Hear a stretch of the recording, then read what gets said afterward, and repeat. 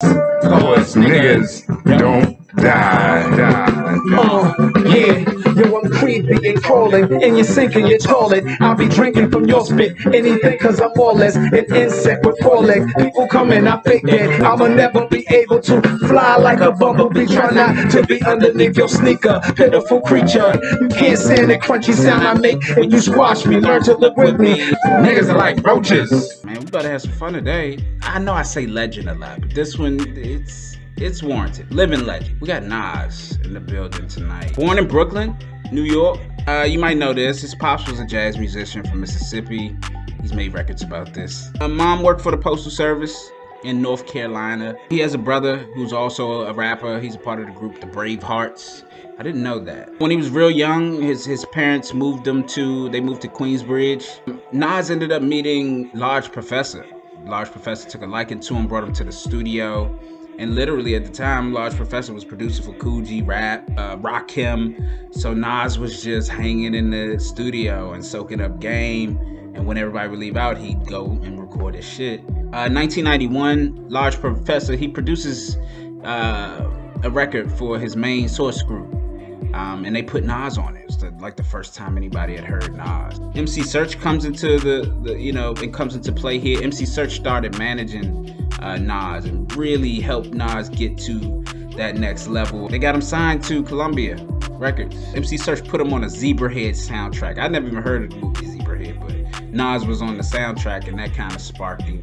Then 1994 rolls around where he releases his debut album, the classic Illmatic. Fast forward to 2001, and 4 albums later, he dropped Stillmatic, the sequel to Illmatic. This was around the time where he had the big famous feud with Jay-Z. Fast forward to 2006, and 3 albums later, you get Hip Hop Is Dead, he drops, which is his 8th studio album at the time. And this was around the time where Jay-Z actually signed Nas. I wasn't even aware of that.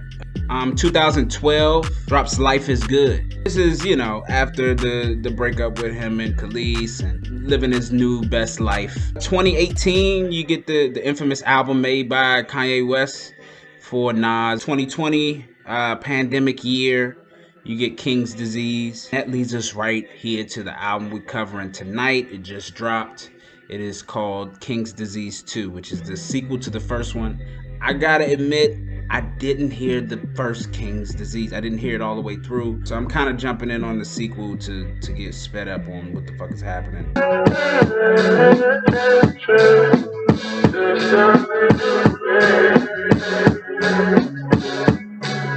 The pressure where your ton is getting too heavy. Had to inspire them again like I didn't already. God sung across the belly. I like this intro from Nas, man. It feels like we about to go somewhere special. Funny, he said little versions of who?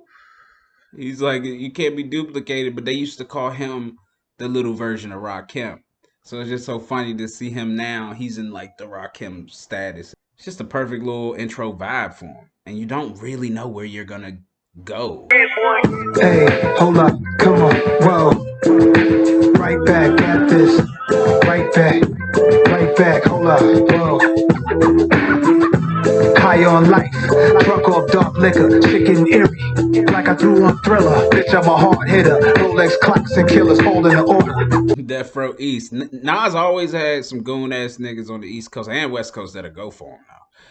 So I feel him on this talk. This beat, I'm not so crazy about, but if it has a vortex to it, it's different to hear Nas on this. And I like to hear Nas on different shit. Like, he's at a point to where he has nothing else to prove to me. Like, I know you can make a classic song, even a classic album. All I need to hear is just where you want to go, where you want to take us. It's running okay. Yeah, I get a hood classics, something to open your mind instead of going out crashing. How was you real when you hate the real, my nigga? I'm simply asking. Can't just talk about the plan, you gotta put it in action. They put Nas on some heavy 808s here. This type of beat for Nas, like it challenges his flow. It makes him have to change his flow up when you throw this type of beat at him. So it's like, I'm sure he was in that motherfucker like, all right, what is this new Nas I'm gonna present to them? And it's still his lyrical content, though. That's why he's a great writer. He's able to still give you food in that flow.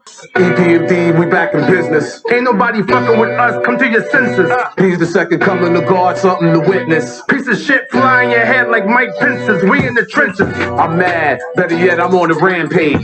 But people can't even get minimum wage. The EPMD beat from Judas and the Black Messiah, if you heard that soundtrack, this exact same beat is on there, and this is like a remix. And you actually got EPMD on it, even though they're back and forth. It's like you know, they're a little dated, you know. But trust me, I would love an EPMD album right now. And I love Nas stunt talk because Nas hadn't been able to like authentically like.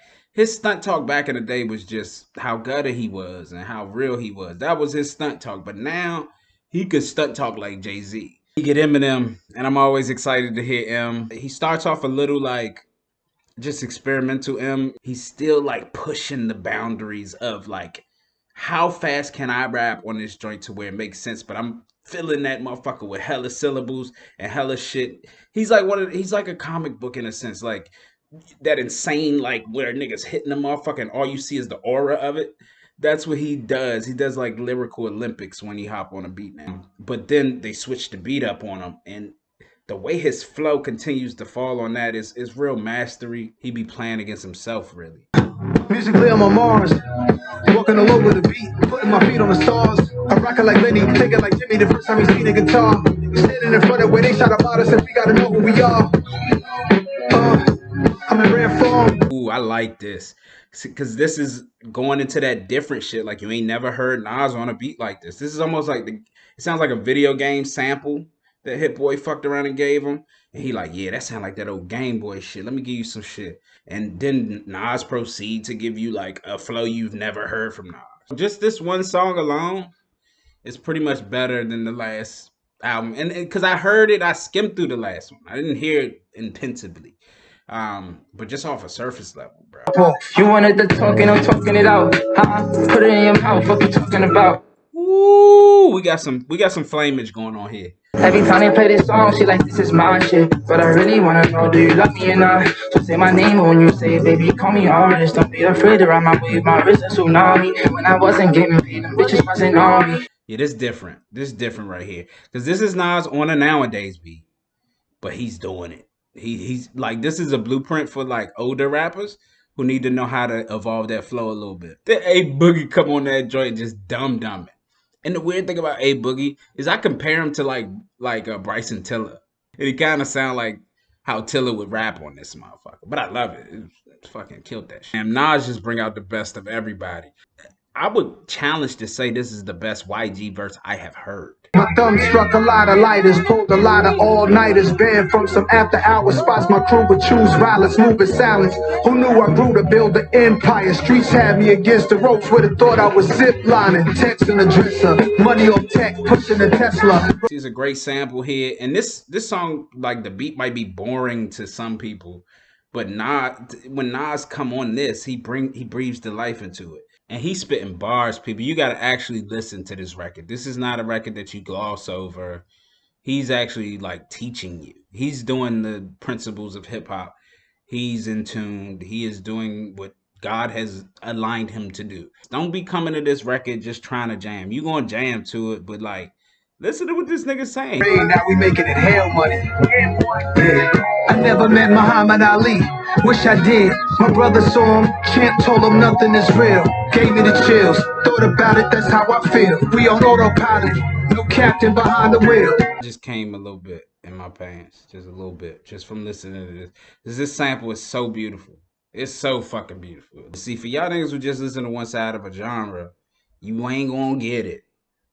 But Nas might make you get it, man. Because, like, this is old school and just Nas at his best. The song just take you back to innocence, you know? And that's the beauty of it. The way that this song could just, like, it encapsulates you back into your, like, 9-10-year-old self. All my time is spent focused on my freedom now. Why would I join them when I know that I can beat them now? They put their words on me and they can eat them now. That's probably why they keep on telling me I'm needed now. Lauren's back. I got chills listening to this shit, bro. You got Nas and Lauryn Hill, bro. The fuck is life right now? I'm just glad to hear Lauren. God damn. and she's spitting. Oh my God. She just gave you why she left. You know, she give you the awareness of knowing that y'all want her back. It ain't like that go on deaf ears, but like she kind of say to the degree that she's like really healing the world in other ways. Music is not the only way to help and heal the world. Too many moments when I thought I'd never love again. Scar like a $150, birdie in above the rim. With you, I kept it on some humble shit. Damn, I guess you haven't noticed how I always been devoted. Charlie is back like he never left, because he didn't. He all over the game. He got his fingers all over the game. He been in Kanye West's pocket. He been his pocket knife for the past 10 years at least. Fucking love Charlie Wilson. Bottomless Bellinis, afternoon sun. Girls twerking on the tables, they just having fun. Leave them girls alone, you the owner, what you own. Buckets of Don P, how many you want? This like song really feels like Sunday. Like a rich nigga Sunday, not a broke nigga Sunday, because broke nigga Sunday is docile. But not even just a rich nigga, I wouldn't say that. Just a person who's doing okay in life. Like a good Sunday for most of us. You'd be surprised how ready people are ready to talk about business, fuck shit, anything at a brunch. Because you got that midday. You ain't really lick it up yet. Turn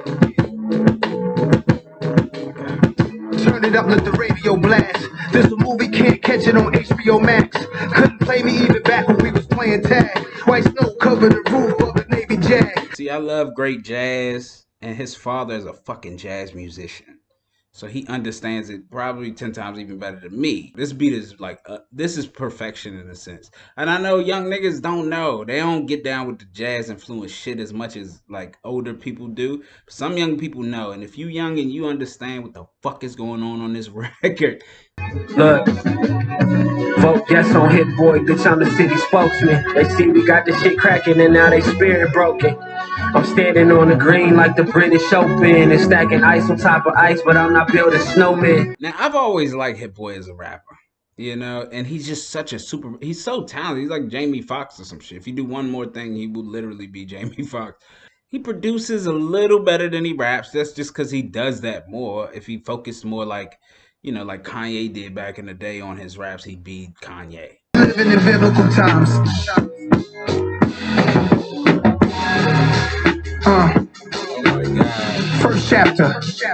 This chapter called Men.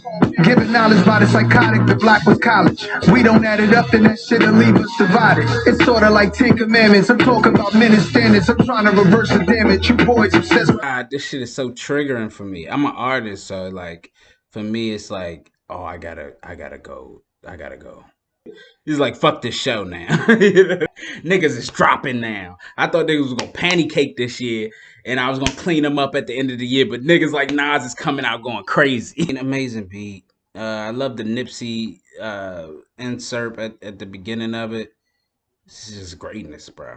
Like Rome came into Kemet and he stole the essence before they watered it down and taught us bogus lessons. Written in stone, write whatever in your history books. Me and ancient Egyptian skin tone has similar looks. And then he just brought the whole theme of the album all together right there at the end, man.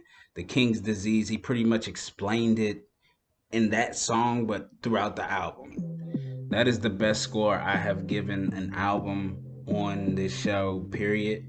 And I started at the beginning of this year, so that means right now this is probably the leader for album of the year. From the theme to the artwork to the concept to the records to the monumentalness of this is a masterpiece. Go get y'all some gear. Dave Bots did it. BlessedTings.com. I'm gonna say it till I'm blue in the face. Get over there. Y'all bullshit. And look, man, remember, I love you unconditionally. There's no strings attached. All right, y'all have a good one. I'm out.